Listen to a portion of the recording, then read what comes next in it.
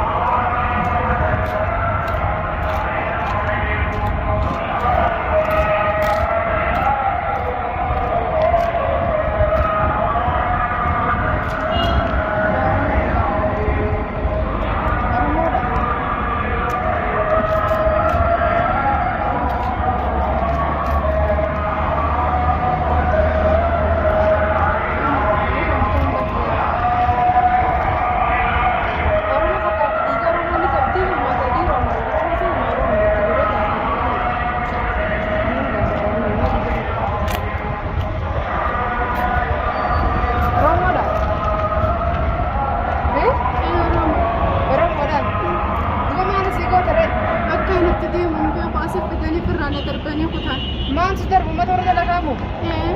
Kamanatti sin gajjimu? Lakka kan biroo akkanumatti biraa bakka hin deemu wallaalee biraa gaddaa'es. Naman beeytu? Nam takka wayi. Yabbaleetii dhalaan qabdan. Obboleetti dhalaan hin qabamaan Oromoodha Oromoo xiyyeetti hin barre deebi'ee garaana nyaattee dhiiga ta'e hin deebi'u yogguu laafu dhiiga keenya mukaa xiyyeetti hin barre as deebi'ee si laale. Laan booyini khalaas.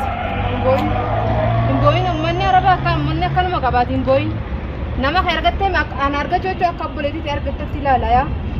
An obboleettii ta'e wanti tokko ni yaadu tokko illee hin jiru. Amma duuba mallaqa si kennanii uummata biraa gosa sudanis darba. Waan tokko naan kanneen akka Mallaqa si kennine.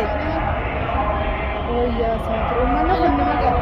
Rabbillee sodaatumee abbuu nama ka galasiifatee kanarratti darbee kanuma tokkotti nama Oromoo tokkotti hin kennin yoo waggaa fudhan nama Oromoo dabali karra si darbanii ka mallaqa si kennin ammas.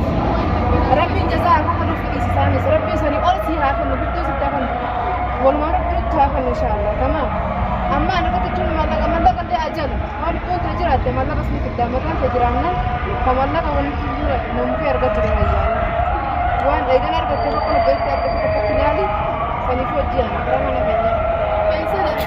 mana keenya malatti hojii kan lafaa manaan gabaa baran alannan darbitu dha.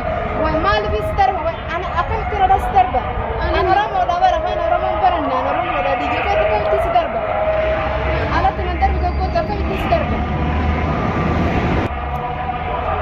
telefoonaa ni qabda nama tokkos keessa hin beektu Nam takka hin beeku annamuma takka hin beeku fidanii mana darbanii kutan. mana dalagaa eenyu si geesse Annamuma san hin beeku baas. dallaalaa si geesse Dallaalaan na geesse.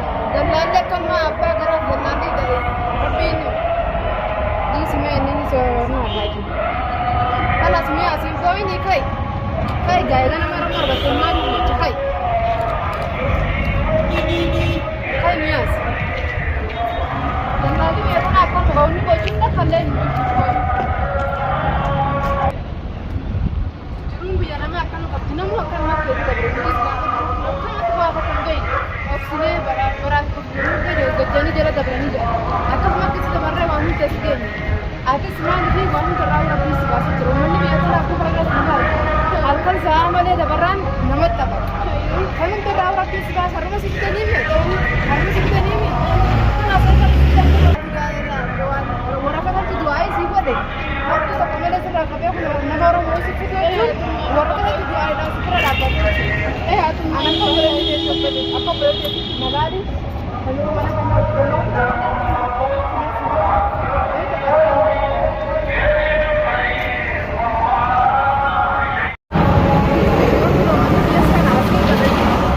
asuma hojii jiran nan gara dalagaa si fidu ana buleetti akka manna biyas kun as keessa dallaa biitii nama akkanuma qabdu wanni boocha hiraartuuf takka illee hin jiru kan akka buleetti jechuun si ilaalaa waan namni deemamaa jiru